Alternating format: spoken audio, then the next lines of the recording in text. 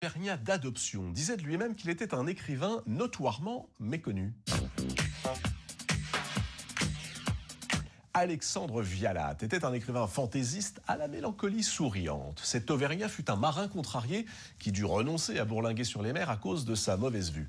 Il fut le premier à traduire Kafka en français, mais c'est en tant que chroniqueur pour le journal La Montagne, où il destilla pendant des années ses humeurs loufoques, qu'il est resté dans les mémoires. Souvent drôle, rarement gai, Vialat voyait la poésie comme une paire de lunettes qui transfigure le réel. Et il y en a de la poésie dans son premier roman, Battling le Ténébreux, qui ressemble un peu au Grand Maulne, tant il restitue intacts les parfums des soirs de jeunesse. C'est l'histoire de trois lycéens qui rêvent, qui désirent et qui se cherchent dans une sous-préfecture endormie où les tilleuls sentent la tisane. Il ne se passe presque rien entre les murs de ce lycée aux odeurs de craie et d'encre violette, dans les longs ennuis de l'étude du soir. Entre l'enfance et l'âge d'homme, mais aussi entre deux guerres, les trois jeunes gens traînent leur mélancolie, jusqu'à ce qu'une artiste allemande s'installe dans la petite ville et emporte dans son sillage les rêveries des trois ados. L'un d'eux, Battling, orphelin, ombrageux, romantique, la guette chaque jour dans son jardin, mais crèverait de l'avouer à ses camarades, car